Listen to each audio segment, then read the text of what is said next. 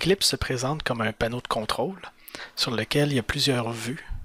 Par exemple, Package Explorer, c'est une vue qui montre les projets avec tous les fichiers qui sont à l'intérieur. On a aussi une autre vue qui est la console. Ça, c'est lorsqu'on roule un programme, par exemple un programme Java.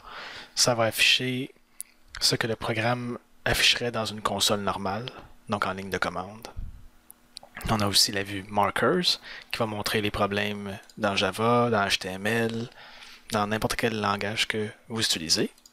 Il va vous écrire tous les problèmes et aussi la liste de to-do. Si vous voulez voir juste les erreurs, il y a aussi une vue d'erreurs. Celle-là, Marker, c'est vraiment n'importe quoi comme marker. On a aussi Outline qui va montrer, ça montre que il y a une classe app avec une méthode main, puis ça je peux cliquer dessus, puis ça va me déplacer dans le code. Alors ça c'est plusieurs vues qui sont placées dans une certaine façon. Vous pouvez très facilement faire du drag and drop pour déplacer certaines choses, comme là je déplace le Spring Explorer ici. Je pourrais le mettre aussi avec le Package Explorer. Je pourrais le fermer.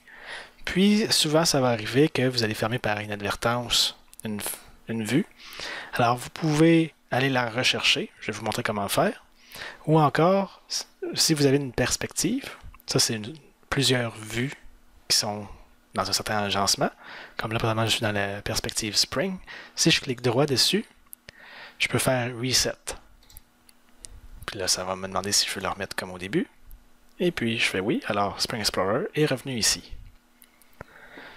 Je peux aussi, lorsque je fais des modifications, comme si je veux pas ça, je veux pas non plus Server, je peux faire après ça, clic droit et sauvegarder comme. Puis là, je peux appeler MyPers. Puis là, maintenant, on le voit ici. Si on veut changer de perspective, on peut voir toutes celles qui sont disponibles dans Open Perspective. On en a quelques-unes ici, mais on peut aussi aller dans Autres. Puis on peut voir pour les bases de données, pour Java, Java Entreprise, JavaScript, Spring. Puis il y a aussi celle que je viens de rajouter ici. Alors, il y a plein de perspectives possibles et vous pouvez créer les vôtres. Et puis, tout comme il y a plusieurs perspectives qui vont se rajouter selon les extensions que vous installez, il y a aussi des vues qui vont s'installer. Alors, on peut voir les vues qui sont par défaut, et puis on peut en voir qu'il y en a beaucoup, beaucoup, beaucoup. Par exemple, si vous avez un projet Git, vous pouvez utiliser Git Staging. Ça va vous montrer les fichiers qui ont été modifiés. Comme là, il est ici, je peux le mettre à cet endroit-là, le grossir un peu.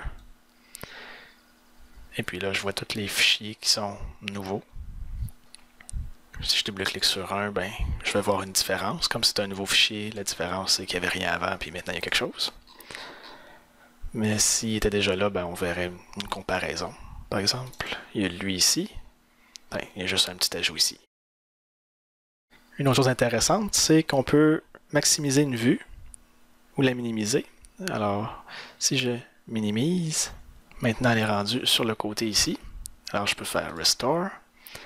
Je peux aussi maximiser, comme suit.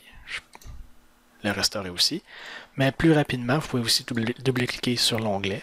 Puis automatiquement, vous avez une vue plein écran. Alors, ça aide lorsque vous voulez focusser sur une tâche en particulier. Un dernier point important, c'est que toutes les perspectives que vous les sauvegardez ou bien les vues, comment vous les placez dans Eclipse, ça va être conservé par Workspace. Alors si vous changez de Workspace, vous allez devoir recréer à chaque fois les perspectives que vous voulez utiliser.